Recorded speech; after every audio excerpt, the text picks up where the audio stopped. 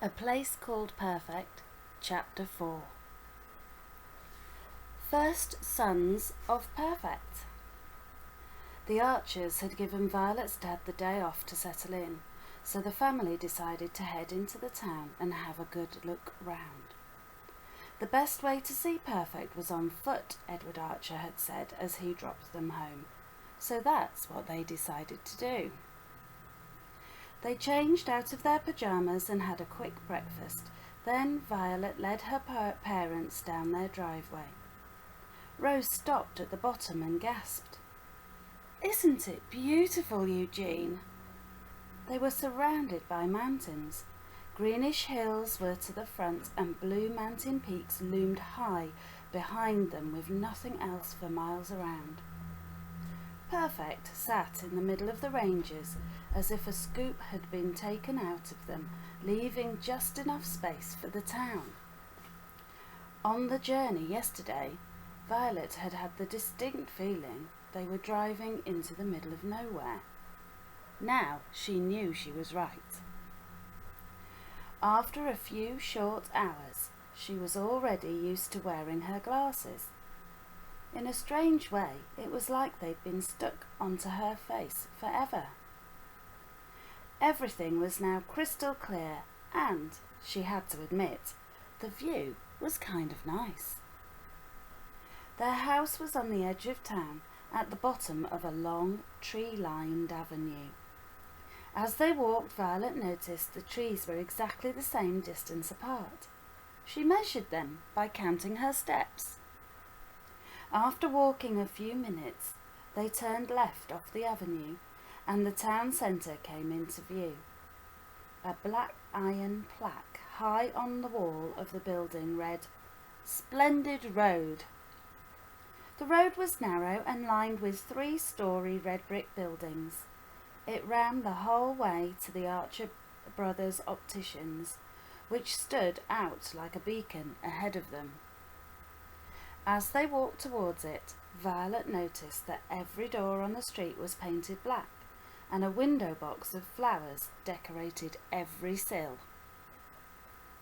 They reached the optician's shop, and the steps in front reminded Violet of where she'd bashed her toe earlier that morning.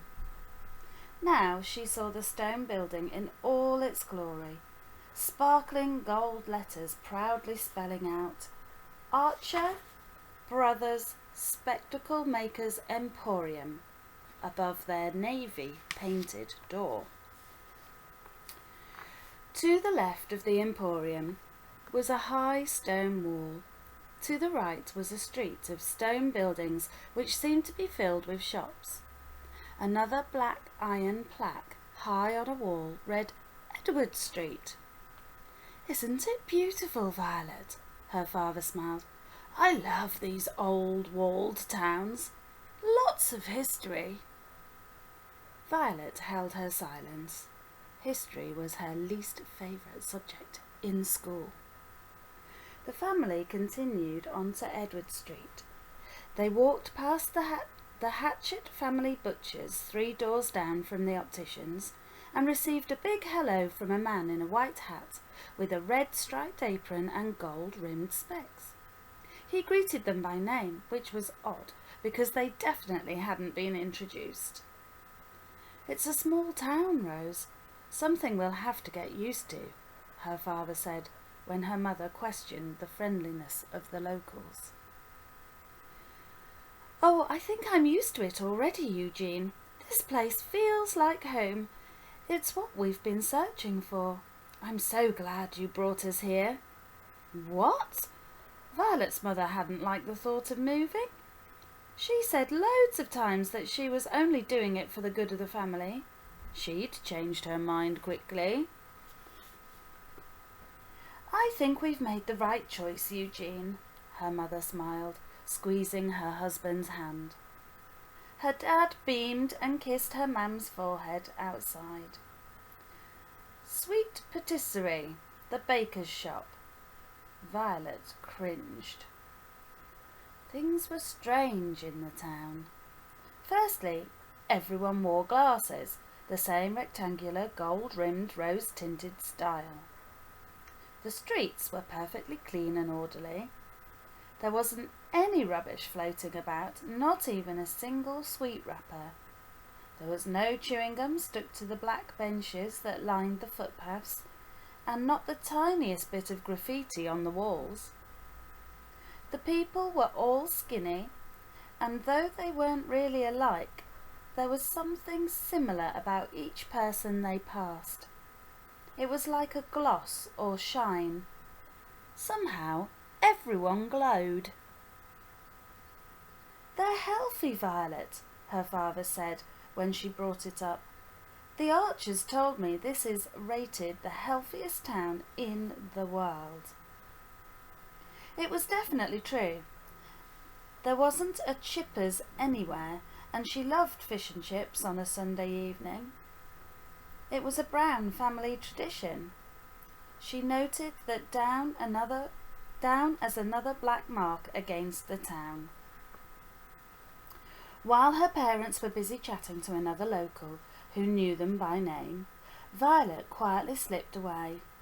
She passed by the town hall, an old building with 4 stone columns decorating its facade. Violet stopped and craned her neck back to get a better look at the huge clock tower that sat on the top of the hall's slated roof. She imagined it was possible to see the whole town and the mountains from up there. Next to the town hall was the Archer's tea shop, painted in the same navy and gold colours as the tea packet which lay empty on their kitchen table from the night before. A little further down Edward Street, Violet noticed a lane off to her left. High up on the wall was another black iron plaque which read, "Archers Avenue." She turned off the main street onto the spotless cobbles. The right-hand side of the avenue was lined with 2-storey stone houses, while on the left was a tiny, almost hidden passageway, which appeared to run down by the back of the shops that faced onto Edward Street. This passageway, called Rag Lane, was dark, shadowed by the back of the shops on the left and the high stone wall on the right. It was uninviting too, unlike everything else she'd seen in Perfect so far. Something about it drew her in. A little nervous, she walked down the narrow passage, stopping at regular intervals to see if anyone was watching from the shadows. Her heart was racing, but she kept going. This was the only thing in the town that wasn't so perfect. It felt as if she was starting to walk downhill when the lane sloped a little to the right and she came to a dead end. She turned around to go back and noticed she was behind the town hall. The glass windows of the clock tower loomed high above her. She returned to the start of the passageway and instead of turning right down Edward Street, she kept the wall on her left and decided to explore further along Archers Avenue. One of the stone houses on the right-hand side of the avenue had another black iron plaque, and she crossed the cobble dash to read it. "The original home place of Messrs. George and Edward Archer, first sons of Perfect." There was something else scratched in above the lettering. It was very faint, but she could just make out the words "and William" roughly scrawled into the sign. It must be the same Archers, but she hadn't heard of William. She peered through the window beside her, curious to get a look at where the Archers were born. As her nose brushed the glass, a face zoomed forward from the darkness inside. An old woman stared out at her. Her skin hung so close to her skull that her blue eyes seemed to jump from her face. Her white hair wasn't exactly messy, but it wasn't tidy either. Like she hated brushing hers too. Her grimace was gapped with missing teeth, and there was something else about her, something Violet couldn't put her finger on. Shocked, Violet turned and raced back up towards Edward Street. In her haste, she tripped over a loose shoelace, knocking off her glasses. As she fell onto her knees to search the cobblestones, laughter echoed around her. It was the same haunting laughter she'd heard in the driveway the night before. Finding the frames, she frantically shoved them onto her nose and sprinted back onto the main street. She spotted her parents outside the Archers' tea shop. "Oh, there you are, Violet," her mother smiled. Will we have a pot?" Violet nodded, catching her breath. Her mother pushed open the door to the tea shop and a bell chimed in the corner of the store. The wall behind the counter was lined with wooden shelves, all filled with navy and gold packets of tea that bore the Archer's portrait. Navy and gold mugs, tea strainers and pots hung from hooks in the rafters, and beautiful upturned wooden tea chests served as tabletops around the shop. "Take a seat by the window," her mother said as she headed for the counter. Violet and her dad sat down at a table, looking onto the pretty streetscape. To cover the awkward silence between them, Violet pretended to be engrossed in people-watching. Rose came over with a tray in one hand and an ornate tea chest in the other. "What's that for, ma'am?" Violet asked, eyeing the chest. "It's for the tea, ma'am, Violet. The woman behind the counter told me everyone has them in imperfect. You leave them at your door and the tea man drops your daily supply in each morning. Isn't it beautiful? The tea is delivered fresh every day, you know, just as the Archers said. No wonder it's so tasty. They're so nice here, and the prices aren't too bad either, Eugene." Rose smiled, patting her pocket. Eugene hadn't heard a word and continued to look out the window as Rose began to pour the tea. "Ma'am," Violet said. "Yes, pet?" "My glasses fell off in the avenue just down there." She pointed in the general direction. "And I heard someone laughing at me. I heard the same voice last night when we arrived. I think someone's following me." "Violet," Rose smiled, wrapping her arm around her daughter. "Yes, ma'am?"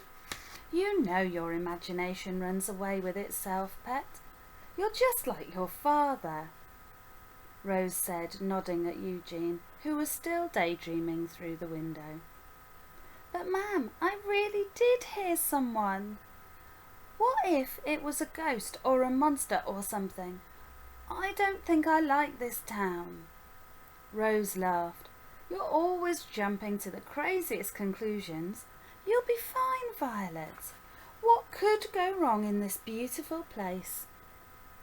She kissed Violet's forehead and rubbed a hand through her hair. "Now have some tea, pet." Violet did as she was told, trying to shake the voice from her head. Why didn't her mum ever listen to her? What if it really was a ghost or something? She stared out of the window at the picture-perfect people walking by and took a sip from her cup. Vanilla heaven floated over her tongue and she forgot all her worries. Maybe tea was the answer to everything. That's the end of chapter 4.